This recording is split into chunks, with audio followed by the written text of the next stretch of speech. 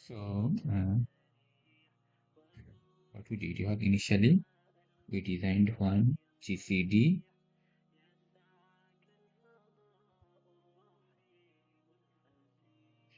block. It was taking two input and giving the output of this GCD value, as well as it was taking one signal. It was as well as it should check one signal to indicate whether the input is valid or not, and it should generate one signal indicating the output is valid or not. So first one is GCD count. This one is valid, and this is valid, right? So this was the thing how we were doing initially, but there are some problem. Okay, where the problem is if we compute the GCD of two number, let's say it is 4 and 16, it will take 4 to 5 clock cycle. Let's say it will take 4 to 5 cycle. While if we consider application like number, sorry, not application, number like 13 and 149, it will take several, way more than this 4 and 5. Let's say 20 to 30 cycle. That means the time required by these two are not equal. So we need something so that when it is doing the computation of some data, let's say when it is doing the computation of this data, another data, let's say 15 and 5, it should not take the new data. It should prevent the input side from writing new data here. Okay, so how to do that one? So for that one, what I am planning to do is I am planning to do is let's use one memory here, let's say 32 storage, 32 storage, and at a time give one value to this A and B, and use some controller here.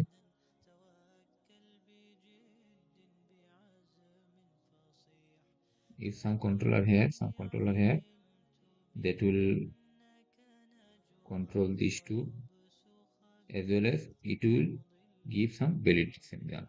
So, and this one should be in feedback with this one. So it will let you, once the GCD computation of one number is completed, it should let the controller know that I completed the GCD computation of two number. Now send me another two number. So in that case, it will not overwrite the data here. So let's say initially it was taking 4 clock cycle. After 4 clock cycle, it will ask for next data. Say this one. Now after 20 to let's say 30 clock cycle, so it will wait for next 30 clock cycle. So after next clock cycle, when again it got this signal here, it will send another data here. So this way it should avoid overwriting the data. Okay, this was first problem. Then second thing is, if we talk about AXI, earlier I told, right? AXI requires three data to create the interface. Sorry, three signal. One is data. One, let's say this is master. So this is the master block. This is the slave block.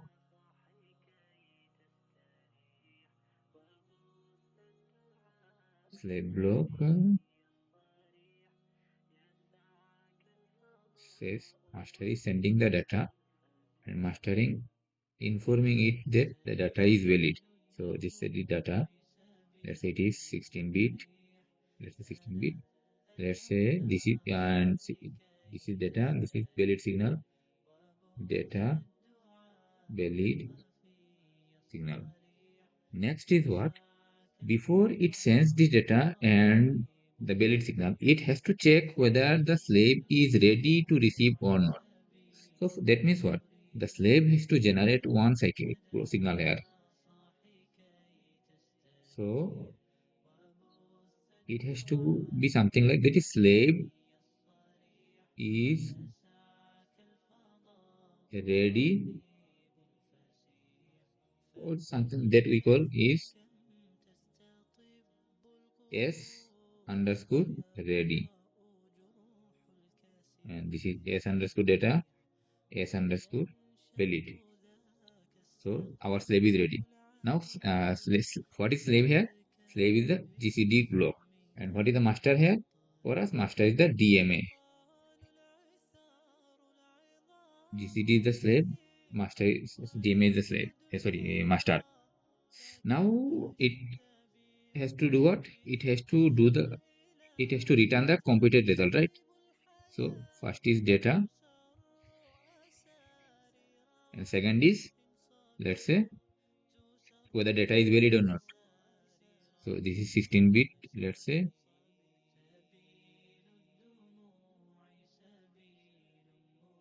and this is single bit.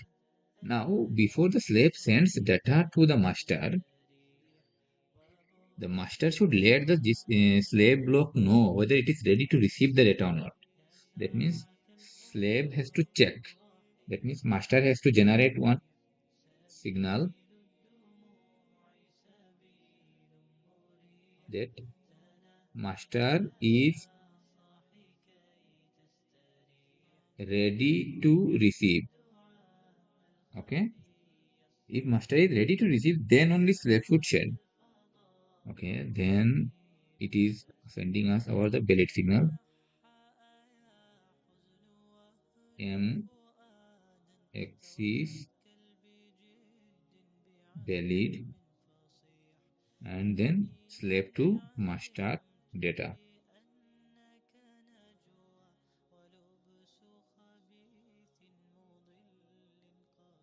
Right. That means what? Slave should send the data when master is ready to receive. Similarly, master should send the data when slave is received. Slave is ready. But here actually we do not, our GCD block, we do not decide whether master is ready or not, but the master decides. That means what we can say, our slave is ready as long as our master is ready to, as long as master is ready to receive the computed result. That means what we can say, we will say like our s-axis, our our slave. This was slave. What master was checking whether slave is ready to receive or not. So we would say s-axis is ready when master is ready to receive. You remember this one. MX is ready. Okay. So as long as our DMA is ready to receive the data, we'll keep on taking the data, we'll compute the results and return it back to the master. Okay. This was the second point. And first point I talked about the internal memory, so that it buffers the data and it gives the data one by one. Now what we have to do is we have to make this complete one as the slave, because the GCD code does not have any memory. So we have to add some memory and some control signal and make this one the complete one as slave and connect this one to our DMA. faster. Okay, so what DMA will do? DMA will send the data and we will split this data to here one part, here one part. So let's say in one shot, one shot, we will send 32 data up to 32 data up to. So once the data is sent, this data will be stored here. Now it will then this is data, right? Data 32 bit, and they are getting split into 16 bit, and this was the pellet signal.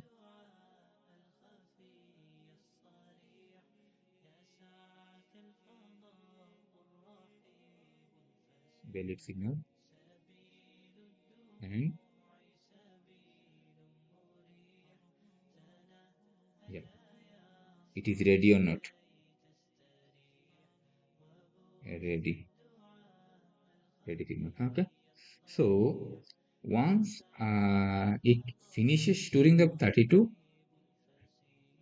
data from the software side, because we know our memory is of 32 storage, right? So from the software side, for now we'll do what we'll do in the software side, we'll send only 32 data in one shot. So once the processing of all this data is completed, then only we will send the next 32 data. So at a time we will send 32 data only. After that we will stop sending the data. So once the processing of the 32 data is done, then only we'll send more data.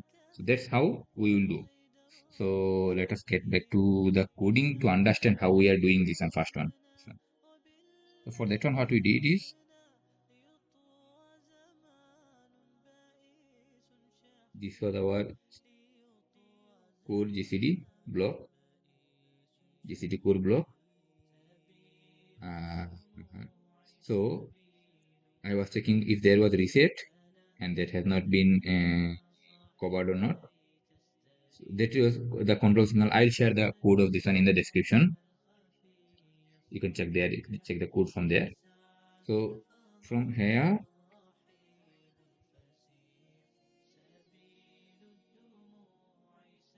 till here is our GCD block. From here to here. This is our GCD block. Here we are doing all the computation of GCD. You can, if you read the code, you can understand what I am doing it. It was all about maintaining the timing and all. Okay. Now GCD, that was our GCD code. Now what I am doing here is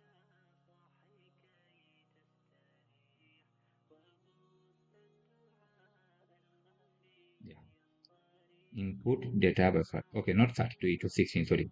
Yeah, 16.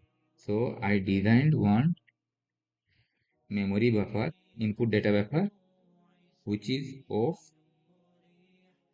16 storage unit. So it takes 32-bit data and stores them to the 16 location. And in every clock cycle, so whenever the data comes from the external source, if the input data is valid, it stores the data to this input buffer. Okay. Now, in every clock cycle, whatever is our read address, it gives one of that data to exceed and one part. So I'm taking the lower bits to y in and higher bits to x in.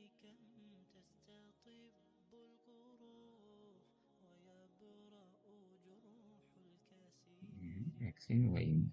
And that remaining are all about the control signal to increment the read address.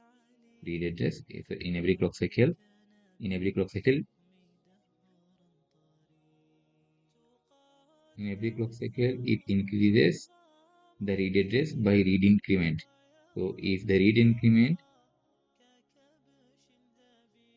okay, let me check one thing here.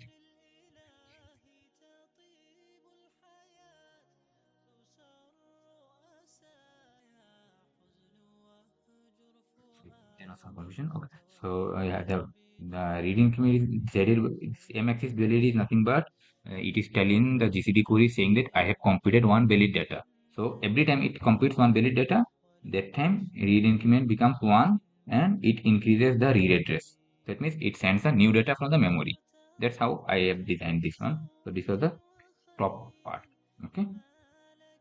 So it was this part. Yeah. So valid. Yeah, yeah. I have taken about this one. Yeah. So every time this was MX is valid. So every time this one becomes one, the control signal increases the read address by one. So this is my way of writing. You can write it in your way. I have written it in as per my understanding. So I'll share the code. You can read it and you can understand it. Okay. So, but we have to test whether our things are working or not. So for that one, I've designed one test bench. Test bench where I am giving 16 different parallel data to X and Y, and I'm concatenating these two data here to store it inside the GCD IP. So these are our IP block. What was the IP block? IP block was the top one which has the memory. Which has the memory.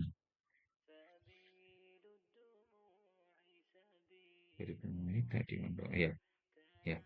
So top block is this one. Okay. So let us simulate it to check whether it is working fine or not.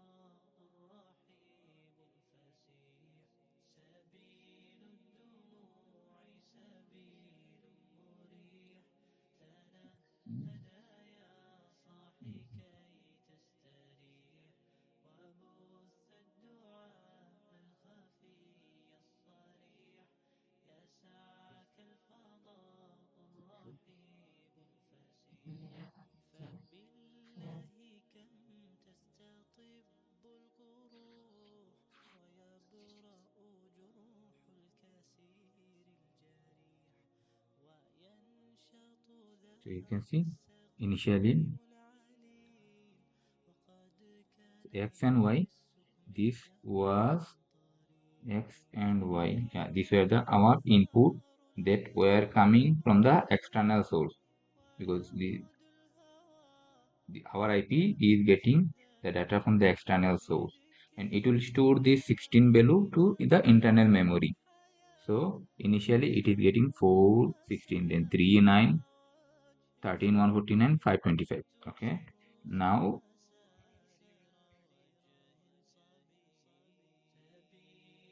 MX is valid. Yeah. So here it starts computation. Yeah, as soon as a reset goes, it starts computation, and here it computes the first GCD output value. Yeah, first value for 14 and 16. It computes the first value here. Thereafter, it takes few more clock cycle to compute the GCD of the 3 and 9. And after that, if you can check the time it took for 13 and 159. Now next data is 13 and 149, then 5 and 25. So now we are checking 13 and 149. So the greatest common divisor between these two are 1. So you can see it took so many clock cycles. Here it got the output. It took so many clock cycles, and thereafter it took only 1, 2, 3, 4, 5 clock cycle to compute the GCD of 5 and 25. Thereafter it was, I guess, 8 and 64 or something like. Now then it was 16 and 40. So you can see now every time our M axis becomes valid, every time M axis becomes valid, it computes the radius increases. So if you use this scope, you can go inside that one. I will be sharing the complete code. You can simulate it also. You can check it. Okay. So this way you can do the simulation to verify. Okay. Now our hardware is working fine. So next what? Next part was making the IP, right? So to do that, what we did is, okay. So let me show you the simulation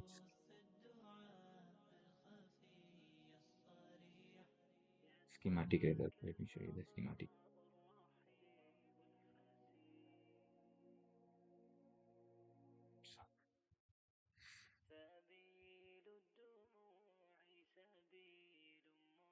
Yeah, IP is the top level. Yeah. So our slave is ready as long as the master is ready. So I'm directly assigning the slave is ready. And this valid signal, this is in sync. So which is incrementing. So whenever it receives one valid signal, it increments the read address of this register, and it gives to data. Yeah, this is the read address of this RAM where we were storing our input data. Okay, this was the output data. It is getting split into these two parts. So this is the schematic of our IP, top module IP. The remaining part are the control signals. You can read the code and understand it. Okay, so now what starts is making the IP. Am I recording it? Let me check. Yeah, it's recording. Okay, now it starts with the creating the IP. So for that one, what you have to do is go to tools,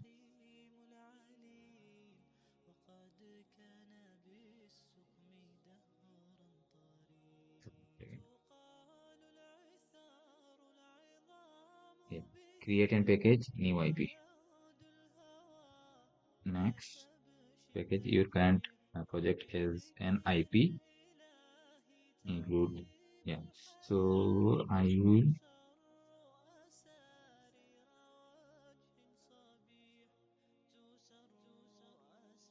create one folder here, GCD final IP. You can store it in your original folder also. Okay, I'm just storing it in some other folder so that if I modify this one, it does not modify our IP, or if I modify the IP, it does not modify our original code.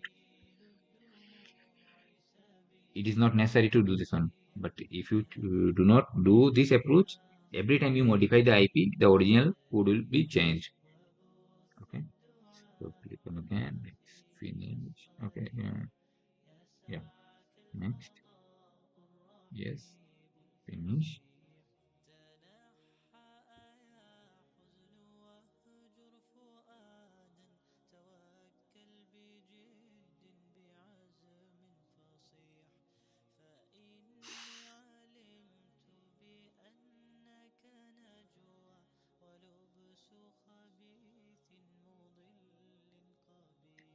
Go to port maps, have to create AXI ports, and among them we have to select AXI stream RTL. So these are the possible signals, but we will be requiring only 3. Okay, first is master, so M underscore AXIS master necessary port node. So first is T data, MX is data. Then T valid is MX is valid. Then comes T ready, MX is ready. Then first part. So under MXDT is 3K. I already informed you in the lab itself why we need to combine them because AXI bus requires them to be in this format. We cannot connect if they are individually, if they are kept separate. So next is slave, right? It's a string s underscore AXI s. You can give whatever name you want to give. Okay, I'm giving this name. Then first is T data. So this is our data from coming from the master to the slave. That is S axis data. Then comes S check whether to inform whether our slave is ready or not. So sorry, the data is valid or not. So T valid is S axis valid. Then next is ready whether our master is ready to receive the data or not. So slave is checking whether master is ready or not. So this is S axis ready. Slave is checking whether master is ready or not. Okay. S axis data, S axis valid, S axis ready. Okay. So our master and slave ports are there. Now what we have to do is we have to map the clock. So map the clock to inform that the clock is controlling this master and slave port. So we have to do that one here. So for that one, what you have to do is double click on this one.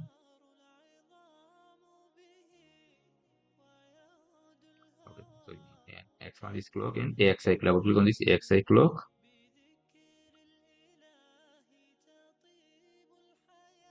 We do not need to change anything here. All we need to go is to the parameter. It will do, but the rest of the things it should do automatically. So if you are on Vivado 2018 or above, you will get this kind of things like auto calculated, this kind of things. But if you are if you are under 2018, if let's say your Vivado is 2017, 16, such kind of thing, in that case, you'll have to click on this one bus name and you have to write associated bus IF. Associated bus IF. This name, whatever name it's showing here, associated bus IF. But for me, since I am using 2018.2, so I am getting it directly here. So I can just simply select it here and click on this one. Simple. So it came here. For those who are adding it manually, it will come here. And what you have to do here is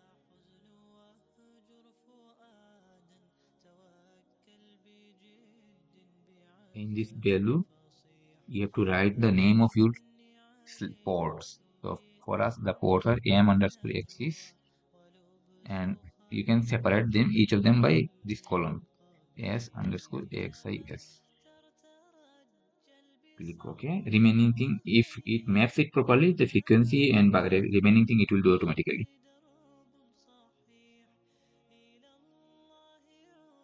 There is something wrong. I have to check.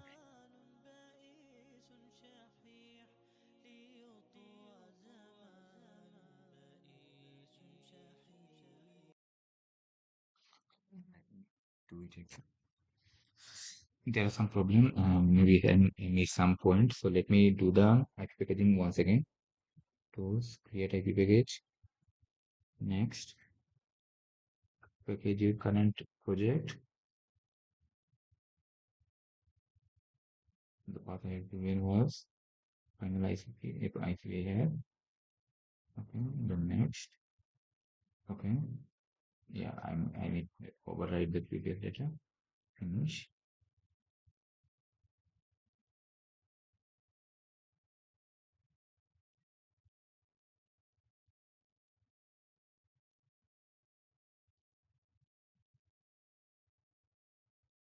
It shows if there is any warning, it will not work. There should not be any warning. here. So the first part was m underscore x is master port x string data. Okay. X string then port server master. The first heading is master mx is x axis. Okay, maybe mx is t data mx data t value mx is value t value mx is value.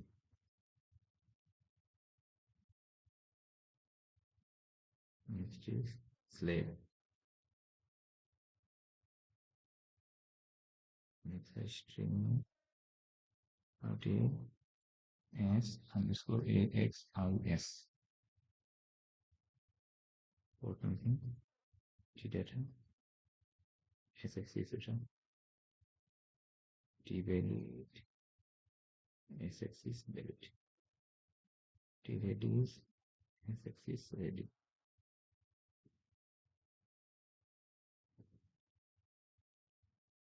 Master and slave is ready.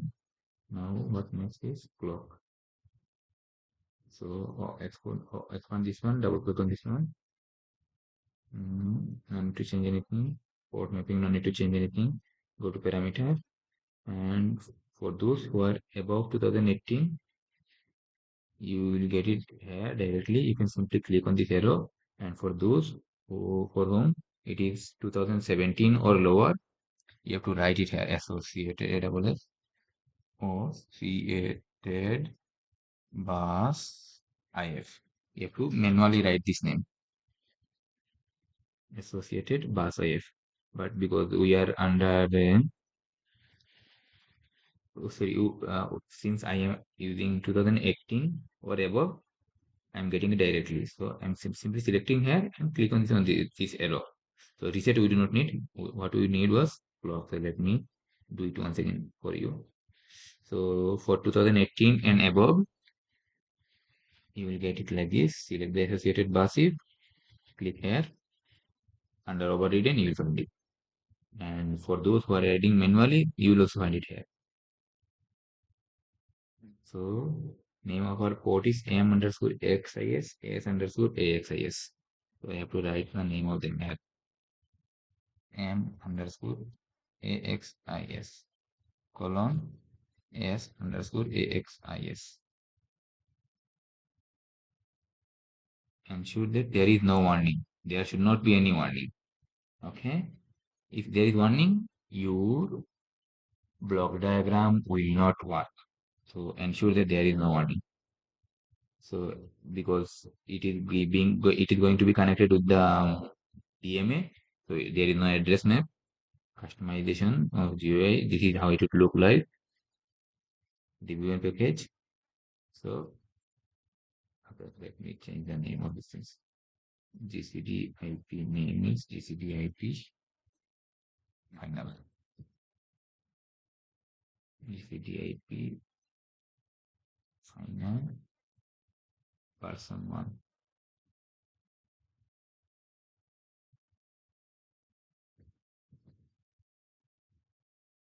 B1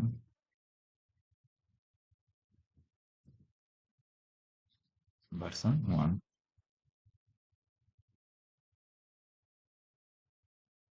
You can give these things also. I'm not giving. I can write my like natural is now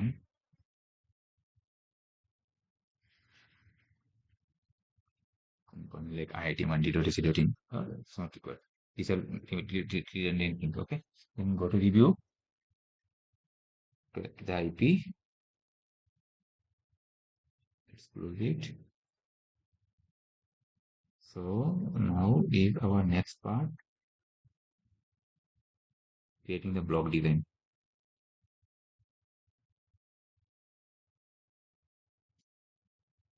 GCD final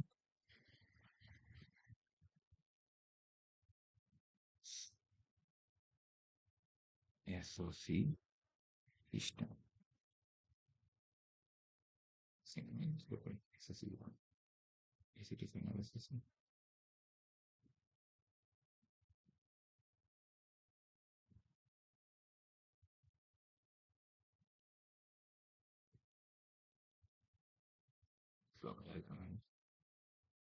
Block design, block design.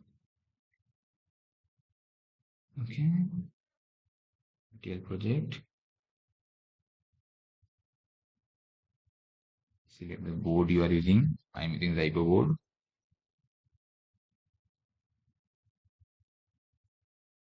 You select the one you are using. So I can put the IP.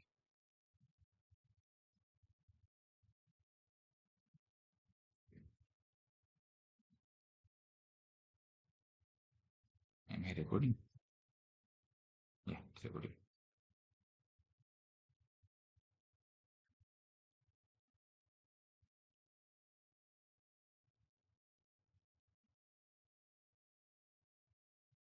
So what we'll do is one block diagram first. Create block design. GCD. You can give any name, whatever you want. GCD block diagram. Whatever name you want to give, you can give.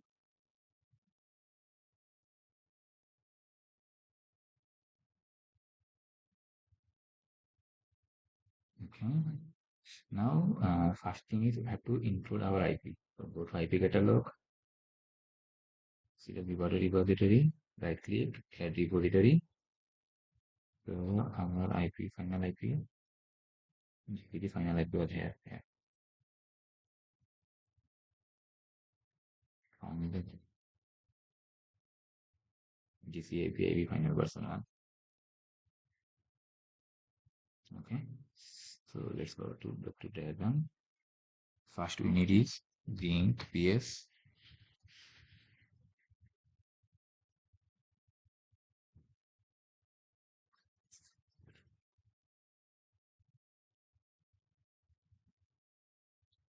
Let it do its block automation. It will connect the fixed input output ports and DDM. So DDR is getting connected. Now next is using instantiating the DMA. XI direct memory access. And run the connection automation.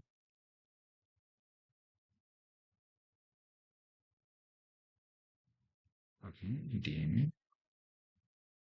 It added all the required peripherals, but we do not need that large DMA. We do not need the scatter gather. You can study what is scatter gather this thing later on. What we need is allow unalign transfer.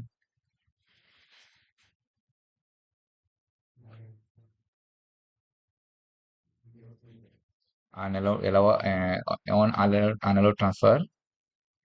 Then what left is I have to add the IP. GCD IP here.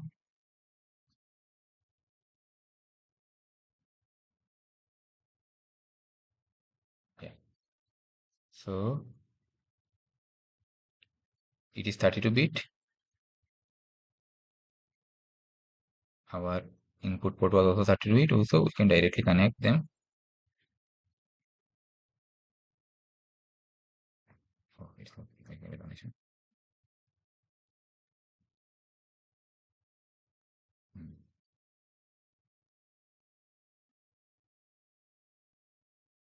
And what next is we have to, because this is 16-bit, but the input of DMA is 32-bit. Stream to memory map to stream. So DMA is memory map to, we are getting the stream data, and this is our stream data output. We're shooting it back to DMA. So stream to memory map. So memory map is DMA is memory map. If we go to the address editor, you can see the DMA is memory mapped. Okay. Hmm. But we cannot connect it directly 15 to 31. If we connect, it will make the connection. If we connect it, it will do the connection. But the thing is, it will connect the 15 bit to the lower 16 bit. It will connect the 16 bit to the lower 16 bit, but upper 16 bit will remain unconnected, which will give problem. So we do not want that one. So what we should do is, instead we will use the data with converter, XI4 stream data with converter. It does not have any internal hardware. Actually, what it does is, it takes two data, concatenates them, and sends them as a 32-bit data. I mean, you can decide how many data it wants to take. But for us, we need 32-bit output, that means 4 byte, and 2-bit input. So our 2 byte, 16-bit coming from this one, and it will combine two such 16-bit data, and it will return one 32-bit data. So, okay.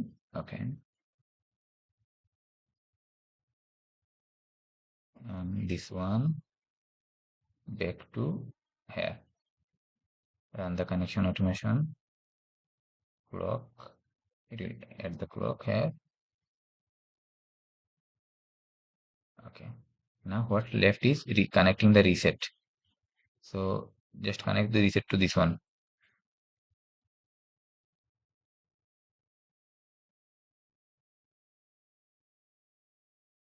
Let me save it.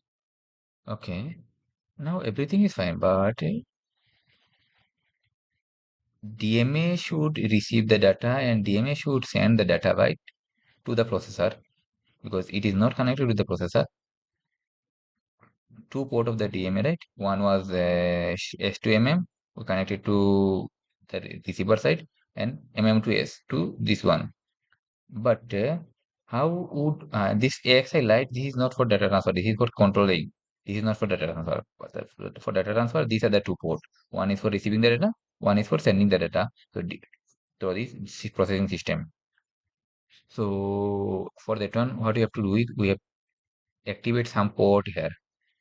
So double click on this one, or what you can do is you can simply right click and click on customize block, and you can go to PSPL configuration, and we can activate either HP or SCP. So why not use the SCP? SCP is the one that uses cache coherency. Okay, so let me activate one port here. Yeah, it activated this SOC port. As soon as we activated that port, it's found that we can connect the DMA there. So it is asking us for connection automation. So if I do the connection automation, it will connect the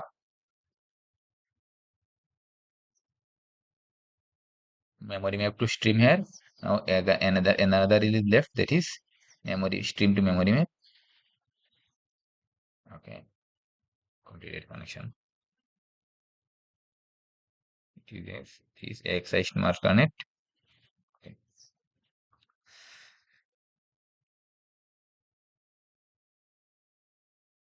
So the single port ASX's ACP is used for both receiving as well as transferring. So this is complex thing. I am not going inside this one. All it uses is AXI Smart Connect. Okay, so our design is ready. Let us validate it. Save first. Let me reorganize the placement. Is there anything left? No, we connected everything. Yeah, let's validate. You can click on this one or this one, or there is some keyboard shortcut also, F6.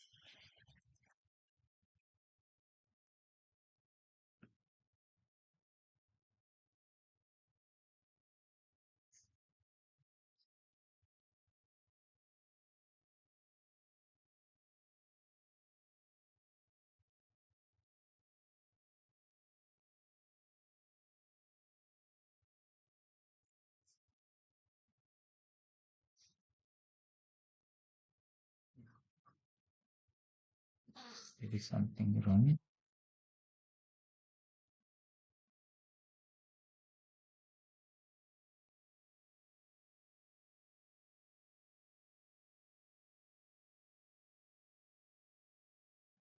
Okay. Have made incorrect connection.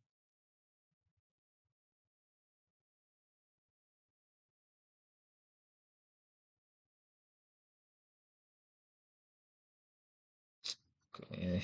I have connected the reset to the wrong place. Okay. Let me do it again.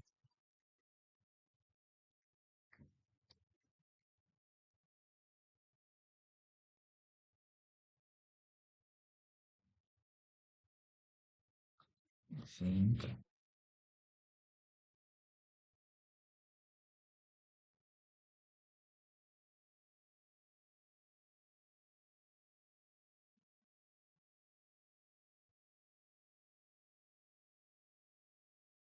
DMA. Access. Then we will have next that over there.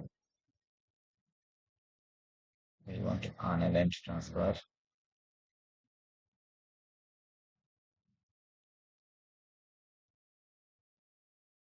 We want our full GCD. IP.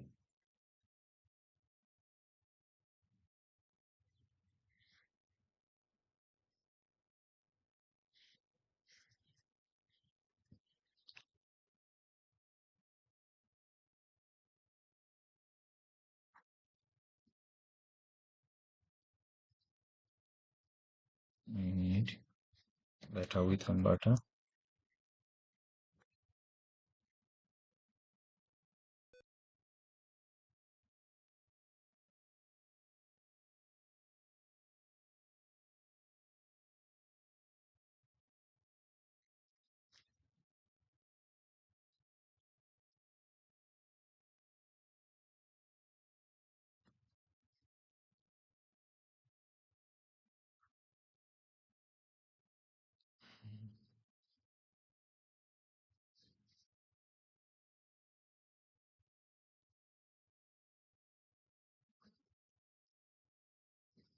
First, we have to activate. Yes, a second.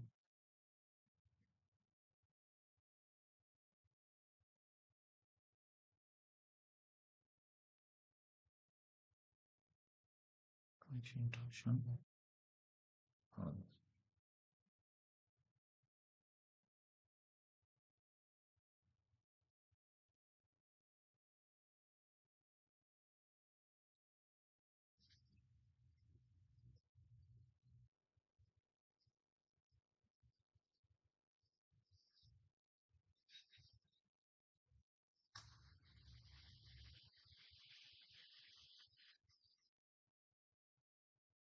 We should connect it to peripheral reset.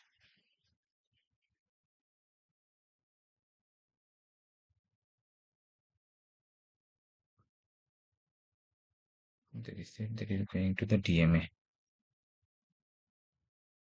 not to the this one. Instead, we have to connect it to this one. Okay. Before saving, let us check the validity.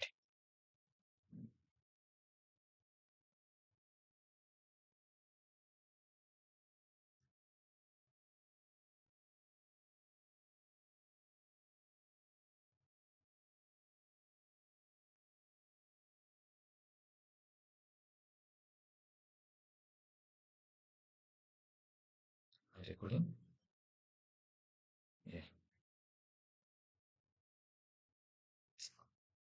Why is it giving me that error?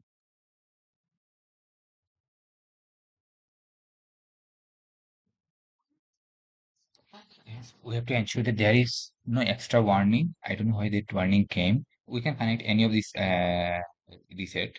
There is no issue. Even if I connect it to this one, there is no issue.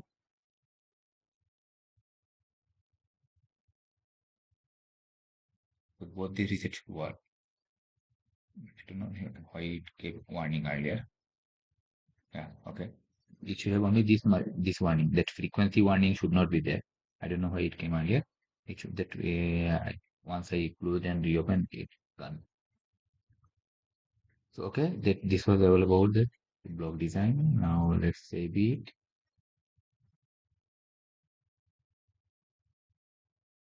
Let's go to the source. Create the HDL wrapper. Let Deepa do it for us. It's okay.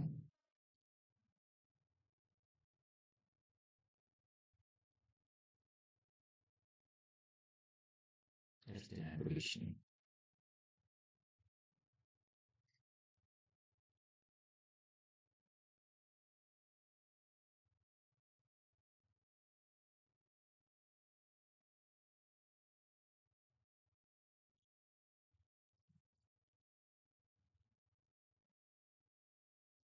Yes.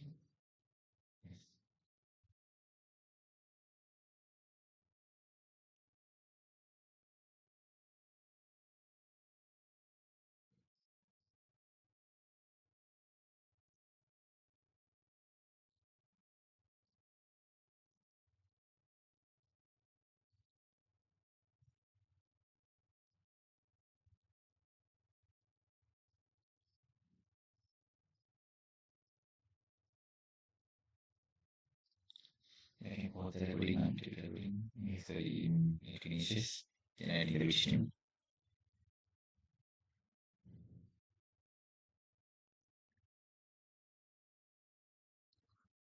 So missed one part also. I have not added the ILA. So in order to visualize the data, we need to add the ILA also. Okay. So first mark define as debug, input me debug, output is also debug. Where is the my debug? Here it is.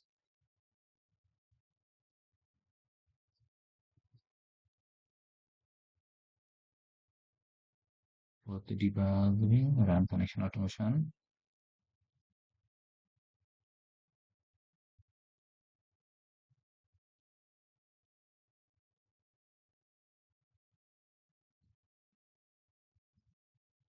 Okay, it added the ILA. Let's play it again.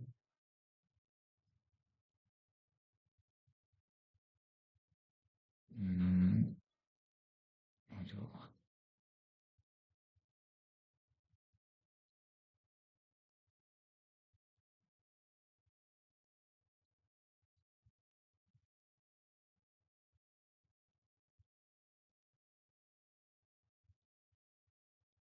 okay, so it should not have any more warning than this. Okay, design is ready. Then we have to do recreate the HDL wrapper because the earlier one was not having the ILA.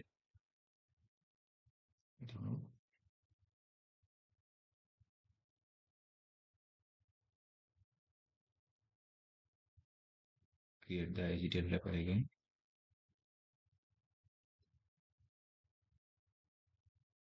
Okay.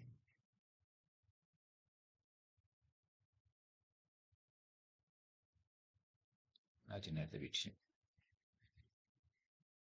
So we'll meet once the bit stream generation completes.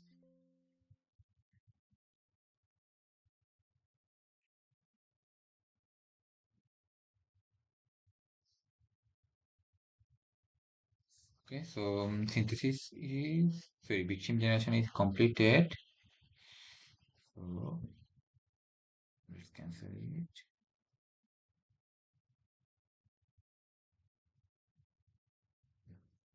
Okay, so next part is export hardware into the bit stream. It's also it's not necessary to include the bit stream every time. If you are programming the FPGA from the SDK, in that case, you will be requiring to export the bit stream. But if you use the SDK only for writing the software and you run the software from the SDK, but if you program the FPGA from the Vivado environment, in that case, you won't require to export the bit stream. So here, since in this case, we will be programming the FPGA from Vivado because we want to use that ILA to see the internal output, internal waveforms. So let me connect the I have to connect the FPGA.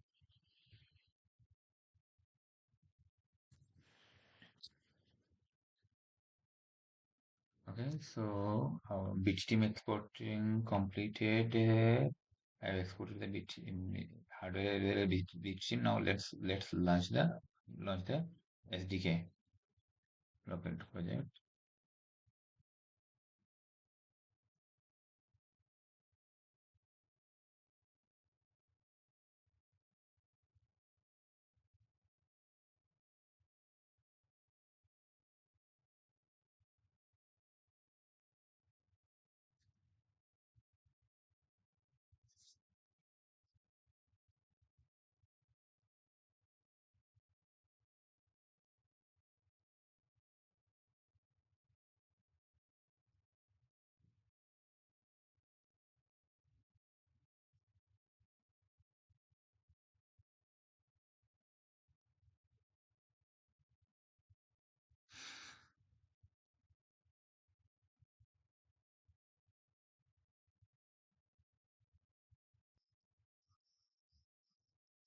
SDK launched.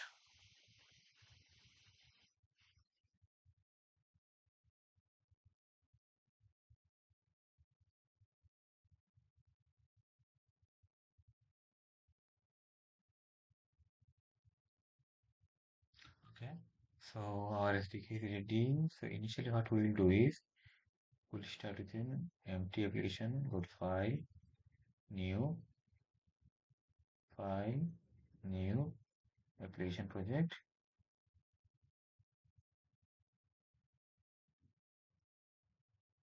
This is GCD. None.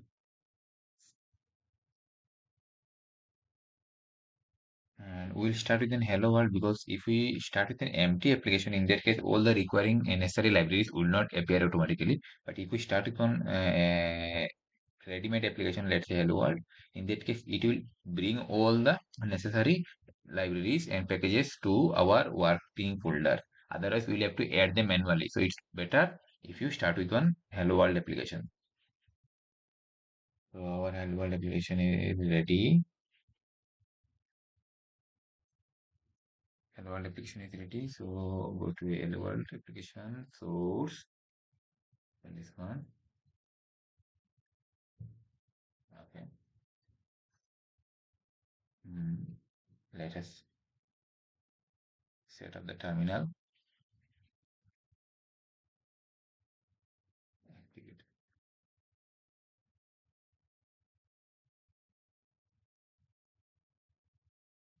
Let me turn on the FPGA. FPGA is turned on. So first thing we have to set up we have to connect the FPGA port. Detect. Yeah, confident. Okay. FPGA detected. Okay, workspace has not been built yet. Let's wait for the workspace to get built properly.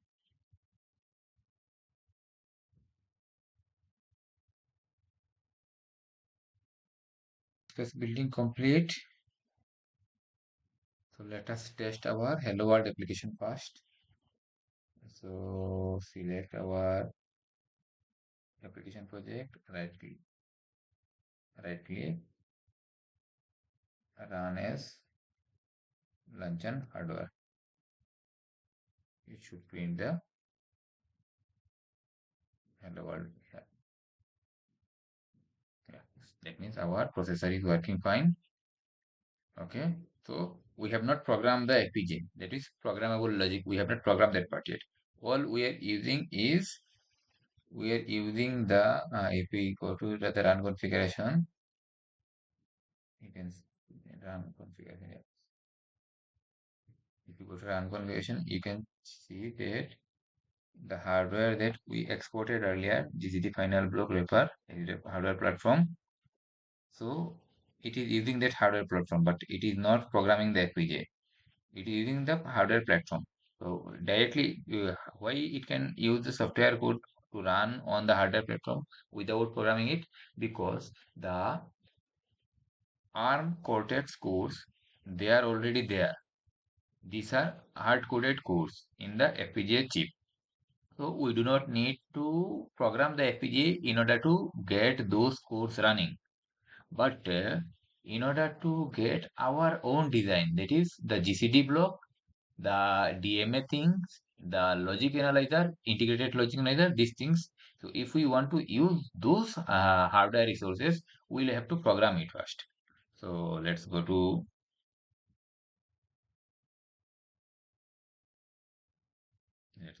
Pivado and open the hardware manager.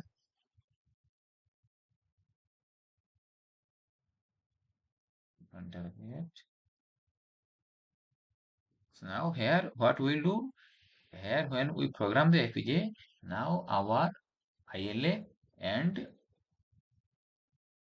now only we'll program the ILA as well as our hardware part. Our hardware is ready.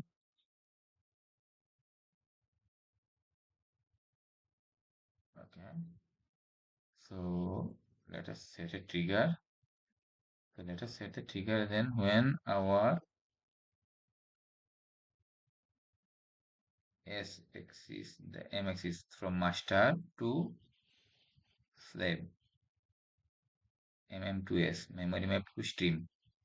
So from DMA to our IP block. This part is from DMA to IP block. So whenever we get a valid data, it should start printing. So whenever this one goes high, binary, whenever this one goes from 0 to 1, it should start. And let's put it at the position.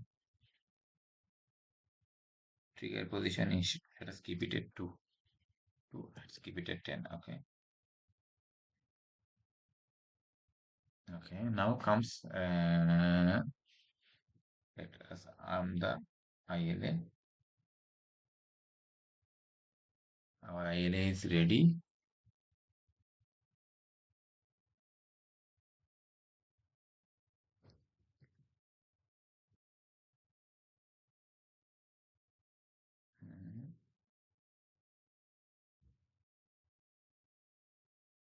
Yeah, software here.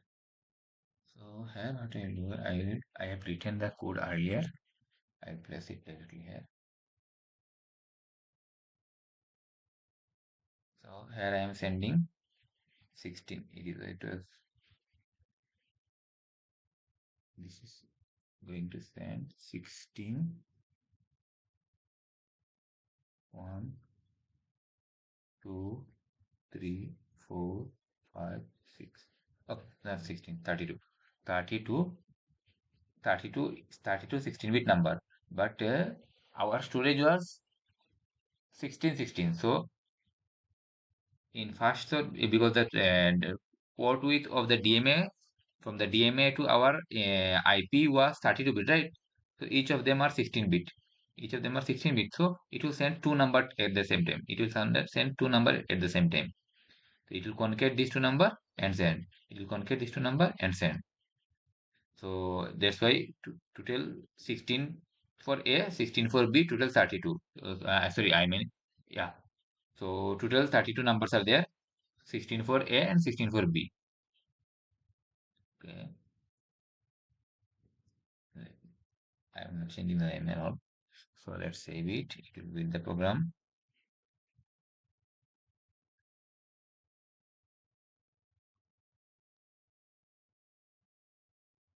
Run it in run as launch on hardware.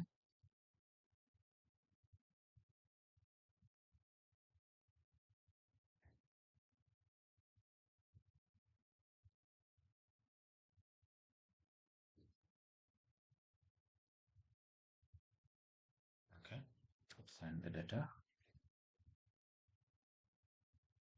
Idle means it got the trigger and data has been transferred. So you can see there are some things.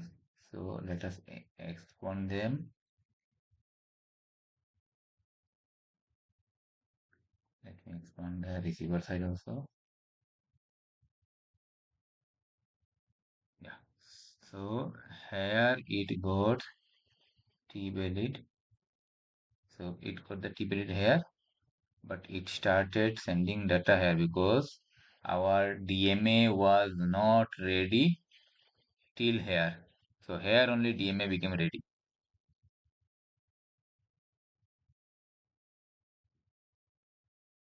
Okay. So let us check what it gave.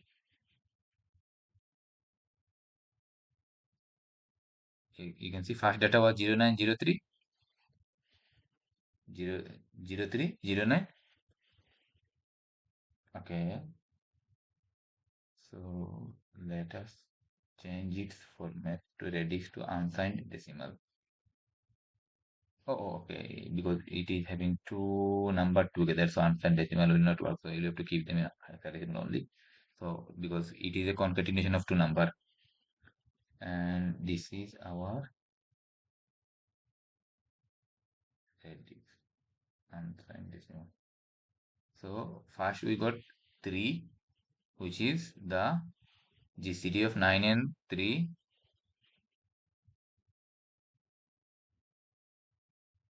Then we have to check where yeah, 3. Then here you got the second number.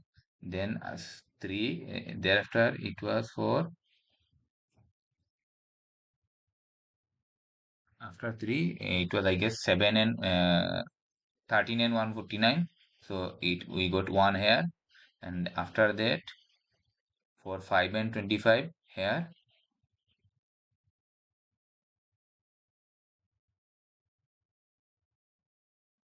This is for 8 and 40, 16 and 40. This was, I don't remember what number it was. Something was there. So this way it returns the computed output. So you can see. So every time there is one valid signal, we are getting one output. You ignore the T valid until unless our T ready was high. So you ignore the prior part. So from here on out, we should continue consider. Okay. Yeah, okay. Instead of making the T valid as high, we should have made this one as high. Sorry, trigger. Okay, so that's how it works. It is returning this value to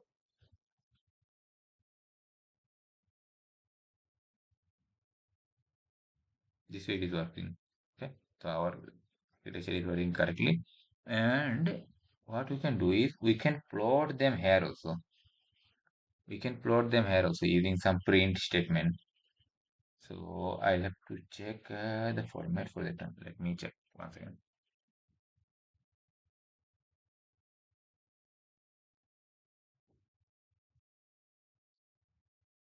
So to so what it was doing, it was taking okay our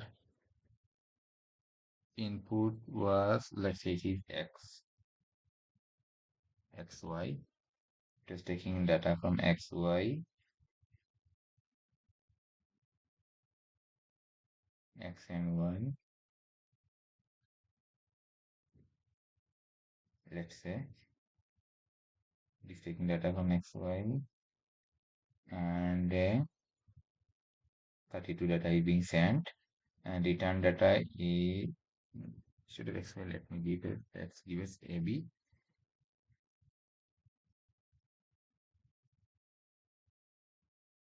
ab ab and return data, let's store it to y, and size of y is, so our input data number of data are 16, so output will be 8. Okay,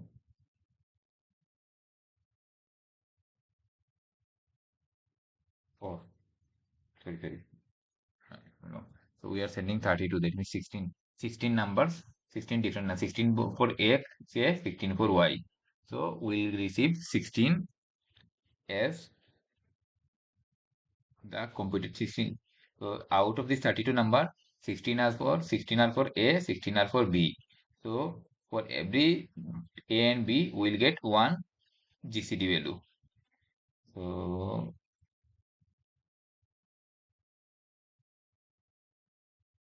return value, we are storing it back to Y. We declare the memory. So this will allocate a 16 into 16 such memory location, each of size of 16 bit. Okay, it will declare this memory here, and these two are DRAM data. So from DRAM this location, it is taking this data, and in this location, it is writing this data back. So from the location of AB, it was taking data and sending it to our IP, and the computed data coming back from the DMA is being stored to the Y location in the DRAM. Now what we can do is we can print them. Okay, it is not P, it is Y. So each of the 16 will, okay, we can print them here. So let's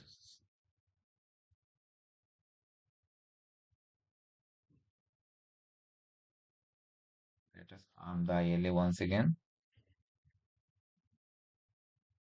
Let's run the software again. Let us clear it here. Run as launch and hardware system developer name person. Oh, okay. We are printing it immediately. Each may not give. Yeah. 1, 2, 3, 1, 5, 8, 2. Okay. So first two are garbage values. 3, 1, 5, 8, 2, 6, 5. Then maybe it may some more data also again. So what we can do is, let us do one thing. Before we print, let us wait for few seconds. Sleep, let's say for 10 seconds.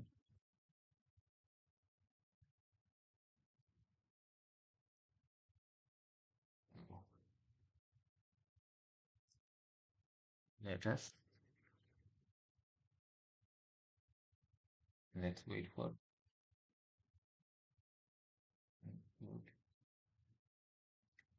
we'll have to include the sleep.h. Sleep.h.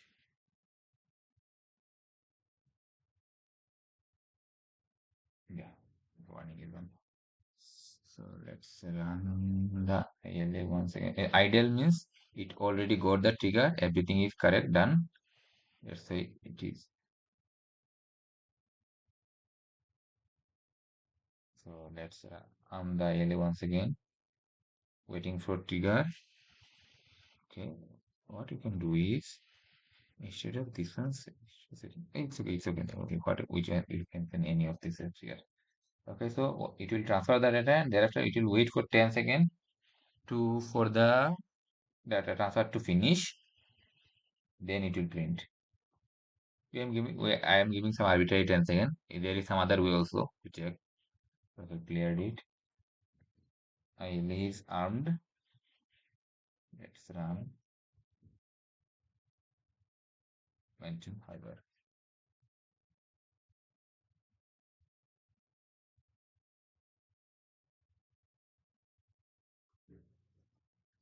Transfer success. Now it will wait for 10 seconds. Then it will start printing. Yeah. Okay, still it missed some of the data. But because of this cache coherency, we have to dig further for this software thing. Okay, 826. So some it got correct. Okay, yeah. From here it got correct. 15823 it got correct. But before prior to that one, this way wrong. 18268. Okay. So that's how you should do.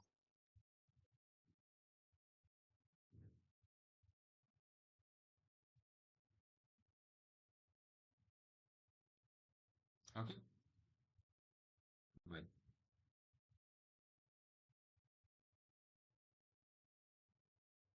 okay. One some more thing I did not add. It was all about how to write the software, but I did not discuss what are these things. Okay, so if we check this, although I have discussed this thing a little bit in the lab itself. So first thing was this was here we are doing initializing the DMA. So if we press Control and click on this one, it will go to this X parameter, sorry, X DMA as in dot H. So you will get its what it does there. You can get these things here. And if we instead of going here, what we can do is we can go to this experimenter.h. We can search for DMA here, XXI DMA. Yeah. So this is device. If we use device ID, it should be this way. If we use base address, it should be this way. If we use high address, it should be this way. So this is how we can. These are all the different ways how we can instantiate the DMA in the C code using driver. Again, you can see it is called driver. So this is the driver for DMA block. So this way we will initialize the DMA. Then status. Okay, if we check this one, the return value of this command is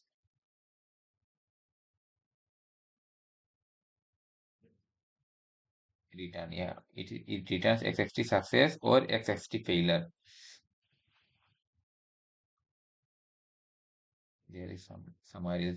If you explore this one, you will find out these things. So, but if we check what is XXT success, it is if we select click on control and check this one, XXT success is nothing but 0L. So you can see the status.h. There are the definition for that one. So it is nothing but 0 and failure is 1. These kind of things. So these are the status approach. So instead of writing 1, 2, 3, 6, 7, we can use this kind of writing text format also. In the other way, you can write the number also. So text process is obviously easier to read. Now it was all about initializing the DMA, and now if we want to check how to transfer the data in this one, so DMA simple, it I guess inside the XXC DMA.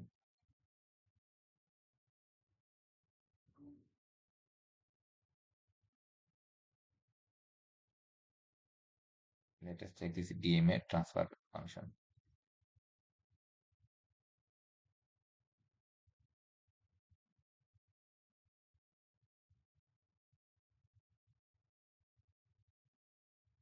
So XXC DMA.c, if we open this one, it is if you want to see where are these C files, these are here in this include folder. Open not here. Board support package, BSP, Cortex 9, include. Yeah, here are all these things. So the board support package, it is generated whenever we create some project. Whenever we create any application project, along with that application project, it creates one board support package, BSP. So inside that one, all these include files appear. So if we initialize the project with the instead of empty application, if we initialize it with hello world or something short of these things, it will include this all of these .h and .c files. So you can check xidma, na? You can find these things here. You have to search it. It will be there. Okay, so let me keep it short. So this U32 is a declaration for that one. So we are declaring status. What it returns, this kind of thing. So this thing you can explore further. Well, there are lots of things. I'm not going deep into things. Okay. So it was all about how to send the data and initialize it. But one thing we have not addressed it yet, because we are in the from the software side, we are deciding how much data to be sent, because we know inside the hardware it has 16 storage location. So 16 plus 16, 32, we are sending 32 here. But what if the number of data size was more than 32 here? Let's say we had 1000 data here. So if it had sent this 1000 data through this one, sorry, here, if it had sent 1000 data here, it would have the remaining after the 16 data, remaining data should have been lost, right? They might be lost because the IP inside the IP we do not have that much amount of storage. We have only 16 storage locations. So from here we are sending only 32. Sorry, I mean 16 only, 16 for A, 16 for B. So 32 data. But let's say the size of the data was way more than that one. So in that case, what we have to do, we have to use some sort of thing called interrupt-based processing. There is two ways. One is pooling method, another is interrupt-based method. So what will happen in case of interrupt-based method is actually, let us go back to the block diagram.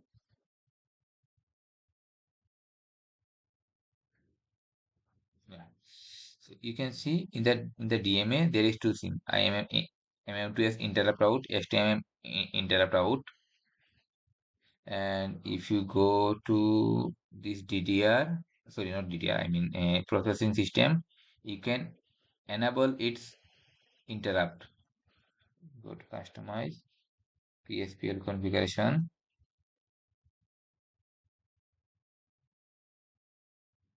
Yeah, this interrupt. So fabric interrupt, PSPL interrupt, we can activate this interrupt. So if you search for what is interrupt based processing, you can read this in further. So what it will do is actually,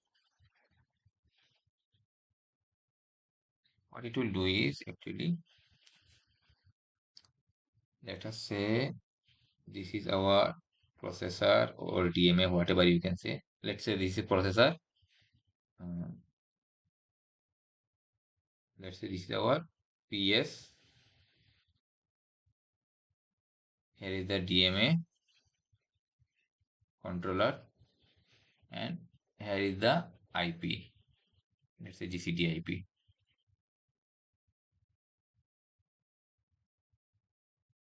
So let's say DRAM is in between. DRAM. So what it is doing is actually, this is nothing but configuration signal, and DMA is using this path to transfer the data between GCD IP and DRAM. Okay. So here initially what we sent, initially we directly give command that to the DMA to send 32 data, which is 16 plus 16. Now what we can do is we can create here some sort of control signal. Let's say when our read address reaches to, let's say, 8, that means out of 16 location 8 is empty now, so it can send 8 more data, right? So we can generate some interrupt kind of these things. So GCD, it is avoiding this DMA. It is getting directly connected to the PS.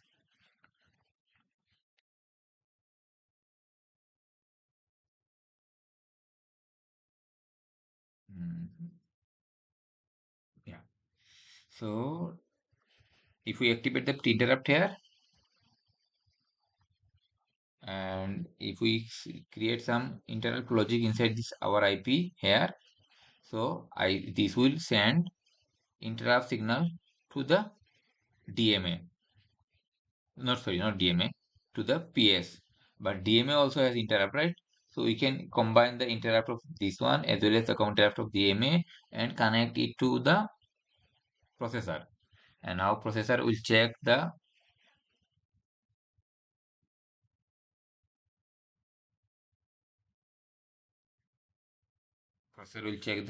interrupt. So what it will do, every time it finishes reading something, it will give one interrupt signal.